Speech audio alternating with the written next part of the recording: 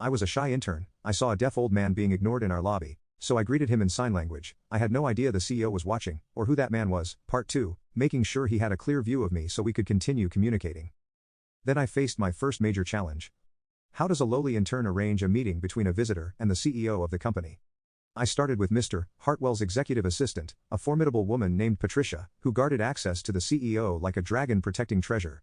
When I called her extension, her voice was crisp and professional. Mr. Hartwell's office. This is Patricia. Hi, Patricia. This is Catherine Walsh from the intern program. I have a visitor here in the lobby who says he's Mr. Hartwell's father, and he'd like to see him if possible. There was a long pause. His father. Yes, ma'am. An elderly gentleman, very well dressed. He's been waiting in the lobby. Another pause, longer this time. I'll need to check with Mr. Hartwell. Can you have the visitor wait? Of course, thank you. I hung up and returned to Mr. Hartwell, Robert, as he'd introduced himself, to let him know that we were working on arranging the meeting. While we waited, we talked, or rather, we signed. And I discovered that Robert Hartwell was one of the most interesting people I'd ever met. He told me about his career as an architect, how he designed several of the buildings that now made up Chicago's skyline. He told me about his late wife, Michael's mother, who had been a teacher at the Illinois School for the Deaf. He told me about the challenges of raising a hearing son as a deaf parent, and the pride he felt in Michael's success, even though they didn't see each other as often as he'd like. He's always been driven. Robert signed, his expression a mixture of admiration and concern. Even as a child, he wanted to prove himself, to show the world that having a deaf father didn't hold him back. I'm proud of what he's accomplished. But sometimes I worry that he's forgotten how to slow down, how to just be. As we talked, I became increasingly aware that we were drawing attention. Other employees were glancing our way, some with curiosity, others with what looked like annoyance. I could see Jessica at the reception desk fielding questions about why there was some kind of sign language conversation happening in the lobby. 20 minutes passed. Then 30. Patricia called back to say that Mr. Hartwell was in back-to-back meetings, and wouldn't be available for at least another hour. I could see the disappointment in his eyes, though he tried to hide it. Perhaps I should come back another time, he signed. I don't want to be a bother. You're not a bother, I assured him. Would you like to wait a little longer? I can show you around the building if you'd like. We have some beautiful artwork on the upper floors. His face lit up. I would love that. I haven't seen where Michael works. And so began what would later be described as the most unauthorized building tour in Meridian Communications history. I should have been organizing presentation materials. I should have been making copies and updating spreadsheets. Instead, I spent the next 2 hours giving Robert Hartwell a comprehensive tour of his son's company. We started with the creative department where I introduced Robert to some of the graphic designers and copywriters. Most of them were polite, but clearly busy, offering quick hellos before returning to their work. But a few were genuinely interested in meeting him. Especially when I explained that he was an architect, and could appreciate the design elements of their campaigns. I translated conversations, helped Robert understand the work that was being done, and watched his face light up with pride as he learned more about the company his son had built. We visited the account management floor where Robert was fascinated by the client relationship strategies. We even stopped by the break room, where he shared stories about the coffee shops he used to frequent in his younger days. Throughout the tour, I was acutely aware that I was neglecting my assigned duties. My phone buzzed with increasingly urgent texts from Margaret, my supervisor, asking where I was and reminding me of the tasks I was supposed to be completing. But every time I looked at Robert's face, saw the joy and interest in his eyes as he learned about his son's world, I couldn't bring myself to cut the tour short. It was during our visit to the marketing analytics department that I first noticed him. Michael Hartwell was standing on the mezzanine level that overlooked the main floor, partially hidden behind a pillar. He was watching us. Watching his father interact with his employees. Watching me translate conversations and facilitate connections. I couldn't see his expression clearly from that distance, but something about his posture suggested he'd been there for a while. My heart started racing.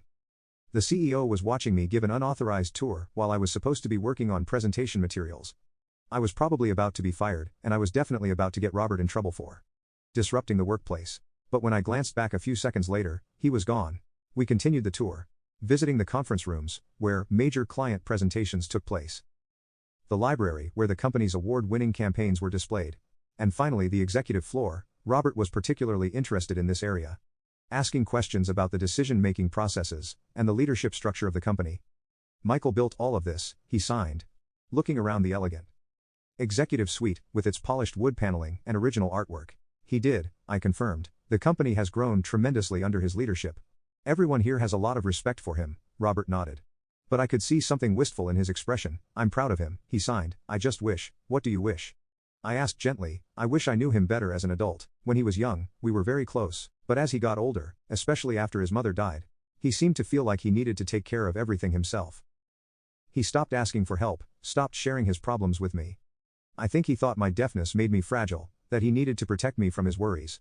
My heart ached for both of them, for Robert, who clearly loved his son deeply, but felt shut out of his life, and for Michael, who had probably been trying to be strong and independent, but had inadvertently created distance between them. It was nearly 3:00 p.m. When we finally returned to the lobby. Robert's scheduled meeting time had long passed, and I could see that he was beginning to accept that he wouldn't be seeing his son today. Thank you, Catherine, he signed, his hands moving with sincere gratitude. This has been wonderful. I feel like I understand Michael's world so much better now, and I've enjoyed getting to know you. You remind me of my late wife. She had the same kind heart, the same way of making people feel seen and valued. It's been my pleasure, I signed back, and I meant it, despite the anxiety I felt about neglecting my work duties. The afternoon had been one of the most meaningful I'd experienced since starting at Meridian. As Robert prepared to leave, I saw Margaret approaching from across the lobby. My supervisor's face was a mask of barely controlled anger, and I knew I was about to face the consequences of my choices. Catherine, Margaret said, her voice sharp enough to cut glass, I need to speak with you now. I turned to Robert to explain that I had to go, but before I could sign anything, a voice behind me said, Actually, Margaret, I need to speak with Miss Walsh first. I turned around and found myself face to face with Michael Hartwell himself. He was tall, probably in his early 50s. With the same intelligent eyes as his father. And an air of quiet authority that made it clear why he was successful in business. But there was something else in his expression, something that looked like emotion carefully held in check.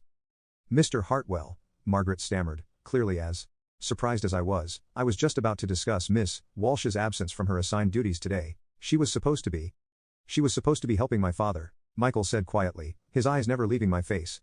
Which from what I observed, she did beautifully. The lobby seemed to go quiet around us. Margaret's mouth opened and closed without sound. Robert was looking back and forth between his son and me with growing understanding and delight. Dad, Michael said, and for the first time I heard his voice soften.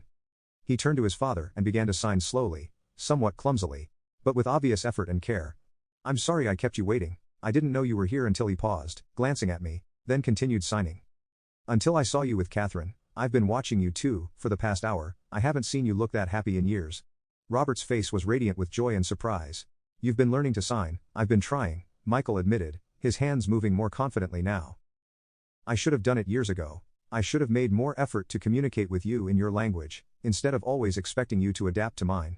Father and son embraced then right there in the middle of the busy lobby, and I felt tears spring to my eyes. Around us, the usual bustle of the office had slowed as people stopped to watch this unexpected reunion. When they separated, Michael turned back to me. Miss Walsh, could I speak with you in my office? There are some things I'd like to discuss. My heart was pounding as I followed Michael Hartwell to the elevator, with Robert walking beside us. Margaret had disappeared. Probably to process what had just happened, and figure out how to handle the fact that her intern had just been personally requested by the CEO. The executive elevator was silent, except for the soft hum of machinery. I kept glancing at Robert, who was practically glowing with happiness, and at Michael, whose expression was unreadable but intense. Michael's office was everything I had imagined, and more, floor-to-ceiling windows with a breathtaking view of the Chicago skyline. Elegant furniture, that probably cost more than my annual salary, and walls lined with awards and photographs, documenting the company's success. But what struck me most was how impersonal it felt, how little of Michael himself was visible in the space. Please sit, Michael said. Gesturing to the chairs in front of his desk, Robert and I sat down. And Michael took the chair next to his father, rather than behind his desk. A small gesture that somehow made the conversation feel more personal. Miss Walsh, Michael began, I owe you an apology and an explanation. I looked at him in confusion. An apology, sir. I'm the one who should be apologizing. I know I was supposed to be working on the presentation materials, and instead He held up a hand to stop me. You did exactly what you should have done, what I wish more of my employees would do. He paused, looking at his father with an expression that was equal parts love and regret. My father has visited this office exactly 3 times in the 10 years since I became CEO. Each time he's been treated like an inconvenience, a disruption to the important work happening here. Each time I've watched from a distance as my own employees